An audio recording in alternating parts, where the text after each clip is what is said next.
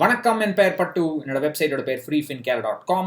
முதலீட்டில் வெற்றி பெறத்துக்கு எந்த விதமான ஒரு மனநிலை தேவை அப்படிங்கிறது பற்றி பார்க்கலாம். மனநிலையோ இல்லை குணாதிசயங்களோ கேரக்டரிஸ்டிக்ஸோ எப்படி வேணால் நீங்கள் வச்சுக்கலாம். அதை பற்றி பார்க்கலாம்.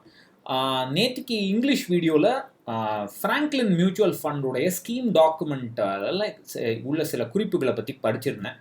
அதில் அதை பார்த்தவங்க அதை நான் என்ன சொல்ல வந்தேன் அப்படிங்கிறத உங்களுக்கு புரிஞ்சிட்ருப்பீங்கன்னு நினைக்கிறேன். அதை இந்த வீடியோவில் வேறு மாதிரி ஒரு கான்டெக்ஸ்டில் விரிவுபடுத்தலாம்னு நினைக்கிறேன். ஏற்கனவே நம்ம பார்த்த ஒரு விஷயம், முதலீட்டில் வெற்றி பெறத்துக்கு இன்டெலிஜென்ஸோ ஸ்மார்ட்னஸோ தேவையில்லை. எந்த விதமான ஒரு புத்திசாலித்தனமோ சாதுரியமோ தேவையில்லை. ஒழுக்கம் வேணும். டிசிப்ளின் ரொம்ப முக்கியம். டிசிப்ளின் இல்லைன்னா எதுவுமே முடியாது. என்னதான் சச்சின் டெண்டுல்கருக்கு கடவுள் டேலண்ட்டை கொடுத்துருந்தாலும் அவருடைய ஒழுக்கம் தான் அவர் அவ்வளோ நாள் விளையாட வச்சுது. இந்த மாதிரி ஒழுக்கம் தான் ரொம்ப ரொம்ப முக்கியம். புத்திசாலி இல்லாதவங்களுக்கு ஒழுக்கம் தான் ஒரே வெற்றி பெறத்துக்கான வழி. எல்லாருக்குமே ஒழுக்கம் தேவை. எஸ்பெஷலி நான் ஆவரேஜ் ஸ்டூடெண்ட்ப்பா அப்படின்னு நிறைய பேர் சொல்லிட்டு தெரிவாங்க. அவங்களுக்குலாம் ஒழுக்கம் தேவை. திட்டமிடுதல், பிளானிங் ரொம்பவே முக்கியம். பிளானிங் இல்லைன்னா எதுவுமே நடக்காது. அந்த பிளானில் ஒரு ஃபோக்கஸ், அதுலேயே கவனமாக இருக்கணும். அதுதான் குறிக்கோள். மற்ற எங்கேயும் மச்சி இதில் இன்வெஸ்ட் பண்ணலாம், மச்சி நேற்றுக்கு போமா 20% வருது, அதை இந்த மாதிரி எதாவது சொல்லிகிட்டே இருப்பாங்க. அதெல்லாம் கவலைப்படக்கூடாது. இதுதான் என்னுடைய இலக்கு, இதை நோக்கி தான் நான் போவேன் அப்படிங்கிற ஒரு ஃபோக்கஸ், ஒரு கிளாரிட்டி இருந்தால்தான் முடியும். அதுக்கு அடுத்தது ஹைண்ட்சைட்டே இருக்கக்கூடாது. அதாவது அப்போவே நீங்கள் இந்த வாட்ஸ்அப்பில் பார்த்துருப்பீங்க, விப்ரோ ஆரம்பிக்கும் போது 10 ஷேர் வாங்கியிருந்தீங்கன்னா இப்போ நீங்கள் கண்ணாப்பின்னான் கோடீஸ்வரராக இருப்பீங்க, அப்படி இப்படின்லாம் வரும். இந்த மாதிரியெல்லாம் இந்த பின்னோக்கி பார்க்கவே கூடாது. ஹைண்ட்சைட் பயஸே இருக்கக்கூடாது. அதெல்லாம் முடிஞ்சுது, அந்த காலமெல்லாம் முடிஞ்சுது. நான் அப்போவே இன்வெஸ்ட் பண்ணியிருந்தேன்னா ஐயோ இத்தனை நாளாக வேஸ்ட் பண்ணிட்டேனே. அதாவது பின்னோக்கியும் பார்க்கக்கூடாது. அப்போவே அதை பண்ணியிருந்தேன்னா இப்போவே இதை பண்ணியிருந்தேன்னா ரிக்ரெட்டும் பண்ணக்கூடாது. அதாவது மிஸ் பண்ணிட்டேன்ல அப்போ போயிட்டு, எஸ்பெஷலி கேபிட்டல் மார்க்கெட்ஸ், அதாவது ஈக்விட்டியில் இன்வெஸ்ட் பண்ணும்பொழுது நம்ம பண்ணுற 10 விஷயங்களில் அட்லீஸ்ட் 5ஓ 6ஓ தப்பாக தான் போகும். எந்த ஜித்து கில்லாடியாக இருந்தாலும் தப்பாக தான் போகும். என்ன இவனுங்கெல்லாம் ட்விட்டரில் ஒரு ப்ளூ டிக்கை போட்டுக்கிட்டு ஒழுங்கானதை மட்டுமே பேசுவானுங்க. இவனுங்களாம் இவன் பண்ணதெல்லாம் சரியாக வருதுப்பா அப்படின்னு நினைப்போம். எல்லாரும் தப்பு பண்ணியிருப்பாங்க. இதை எஸ்கேப்பே பண்ண முடியாது. என்னன்னா அதையே நினச்சிட்டு இருக்கக்கூடாது. நடந்ததையே நினைத்திருந்தால் அமைதி இன்பம் இல்லை. அவ்வளோதான். வேற அதில் ஒரே லைன் எல்லாம் முடிஞ்சு போச்சு.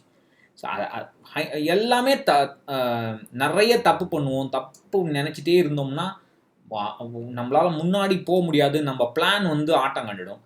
தப்பை பற்றி நினைக்கவே கூடாது. தப்பு பண்ணுறது இயல்பு.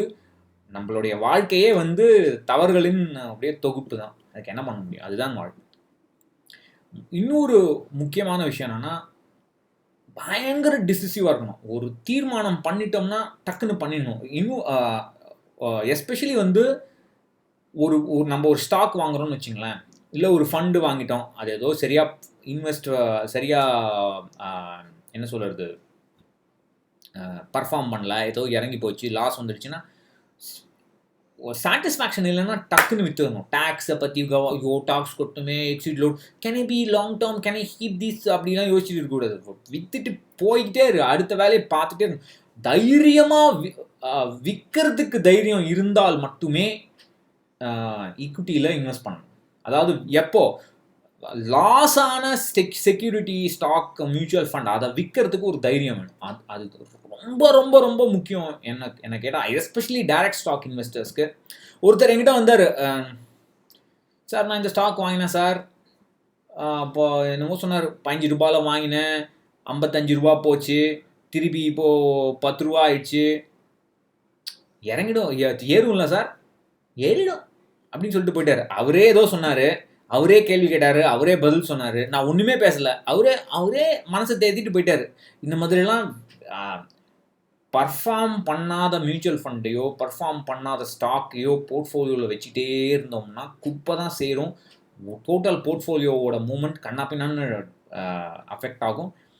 ஒர்க் ஆகாத இன்வெஸ்ட்மெண்ட்லாம் தூக்கி போட்டு அடுத்த வேலையை பார்க்கணும். அதுலேருந்து என்ன கற்றுக்கிட்டோங்கிறத எழுதி வச்சுக்கிறது பெட்டர்.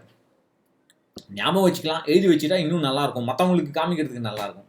அது ரொம்பவே முக்கியம். விற்கிறதுக்கு அந்த கான்ஃபிடென்ஸ் வேணும்.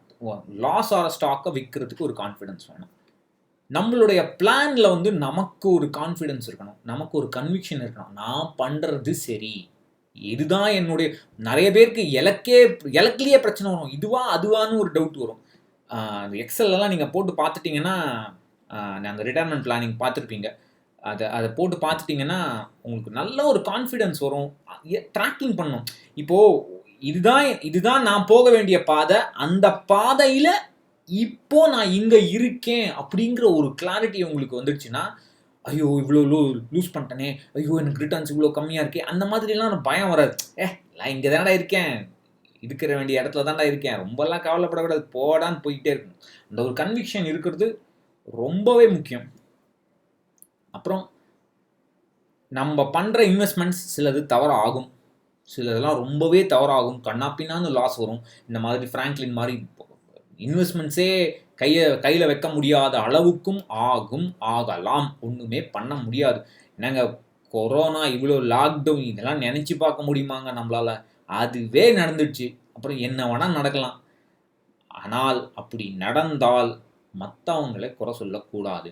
அவன் என்னை ஏமாற்றிட்டான், மியூச்சுவல் ஃபண்டுக்காரங்கெல்லாம் ஃப்ராடு, அவன் ஃப்ராடு, இவன் ஃப்ராடு, மற்றவங்க மேலே பழி சொல்கிறதுனால உருப்படியாக எதுவுமே ஆனது கிடையாது. அன்லெஸ் நீங்கள் பிளாகராக இருந்தால். இப்போ பிளாகர் பத்திரிகாரன்லாம் ஃப்ராங்க்லின் ஃப்ராடு பண்ணிட்டானா அப்படின்னு ஒரு கேள்விக்குறியை போட்டுடலாம். இப்போ நானே அப்படி தானே பண்ணேன். என்னோட did Franklin mislead investors about லிக்விடிட்டின்னு அப்படியோ என் வீடியோ டைட்டில் கூட ஞாபகம் இல்லை. நான் அந்த மாதிரி அந்த மாதிரி பண்ணால் எனக்கு வியூஸ் வரும், எனக்கு யூஸ் ஆகும். பட் இன்வெஸ்ட் பண்ணுறவங்களுக்கு மற்றவங்களை பழி சொல்கிறதுனால எந்த விதமான ஒரு பலனும் கிடையாது. கடைசியாக சொல்ல வந்தது என்னென்னா, நான் வந்து இப்போ நான் பண்ணுற இன்வெஸ்ட்மெண்ட் சரியாக போகலைன்னா இது நான் பண்ண தப்பு, என்னுடைய புரிதல் கம்மியாக இருக்குது அப்படிங்கிற ஒரு ஓனர்ஷிப். நம்மளுடைய குற்றங்களை நான் முதல்ல ஓனர்ஷிப் எடுத்துக்கிட்டோம். இது நான் பண்ண தப்பு, இனிமே எப்படி அந்த தப்பை பண்ணாமல், அட்லீஸ்ட் இந்த தப்பை பண்ணாமல் இருக்கலாம் அப்படிங்கிற ஒரு ஓனர்ஷிப் இருந்தால் தான் முன்னேற முடியும். நிறைய பேர் அவன் தப்பு இவன் தப்பு, நான் தப்புன்னு ஒத்துக்க மாட்டேன்றானுங்க. நான் சரியாக பண்ணல, நான் 5 ஸ்டார் ரேட்டட் ஃபண்டை போய் இப்போ ரிட்டர்னை மட்டும் பார்த்து ரிஸ்க்கை பார்க்காம நான் அலைஞ்சி போய் அல்பி மாதிரி இன்வெஸ்ட் பண்ணேன், இது நான் பண்ண தப்பு அப்படிங்கிற ஒரு ஓனர்ஷிப் இருந்தால்தான் இன்வெஸ்டிங்கில் வெற்றி பெற முடியும். தவறுகள் பண்ணாமல் யாராலையுமே இன்வெஸ்ட் பண்ண முடியாது. தவறுகள் நடந்தால் அதில் நான் பண்ண தப்பு என்ன, இன்னுமே அதை கரெக்ட் பண்ணுறதுக்கு நான் என்ன பண்ணணும் அப்படிங்கிற ஒரு மைண்ட் செட் இருந்தால் மட்டுமே நம்மளால் வெற்றி பெற முடியும். இதெல்லாம் நீங்கள் யோசிச்சு பார்த்தீங்கன்னா வாழ்க்கையில் என்ன பண்ணாலும் என்ன உருப்படியாக பண்ணத்துக்கும் இதே குணாதிசயங்கள் பொருந்தும். இதுதான் பேசிக். இந்த மாதிரி யோசிச்சோம்னா அது பகுத்தறிவாக தான் தோணும். பட் ப்ராக்டிக்கலாக எவ்வளோ பேர் பண்ணுறோங்கிறது தான் ஒரு கேள்விக்குறி. ரைட். இப்போது அடுத்தடுத்த இந்த வீடியோ இதோட முடிச்சுக்கலாம். அடுத்தடுத்து என்ன வீடியோ வரப்போகுது, அசட் அலோகேஷன்னா என்ன அப்படிங்கிறது ஒரு சின்ன ஒரு இன்ட்ரொடக்ஷன் கொடுத்துட்டு, அதுக்கப்புறம் சைல்ட்ஸ் எஜுகேஷன் பற்றி ஒரு அந்த வீடியோவும் போட்டுக்கலாம். ரிட்டையர்மெண்ட் பிளானிங் பண்ணியாச்சு. அசட் அலோகேஷன்னா என்ன, அது எப்படி அந்த ரிட்டையர்மெண்ட் கேல்குலேஷனில் யூஸ் பண்ணணும் அப்படிங்கிறத நாளைக்கு சொல்லிவிட்டு, அதுக்கப்புறம் சைல்டு கோல், குழந்தைகளோட எதிர்காலத்துக்கு எப்படி இன்வெஸ்ட் பண்ணலாம் அப்படிங்கிறத பற்றி பார்த்துட்டு, அதுக்கப்புறம் ஆல்ஃபா பீட்டா கேமா அப்படின்னு ஒன்றா போகலாம். வணக்கம், நன்றி. எனக்கு நீங்கள் கொடுத்த ஆதரவுக்கும் கொடுக்குற ஆதரவுக்கும் கொடுத்த ஃபீட்பேக்குக்கும் ரொம்ப நன்றி. இதை வச்சுட்டு தான் அதோ வண்டி ஓடுது. வணக்கம்.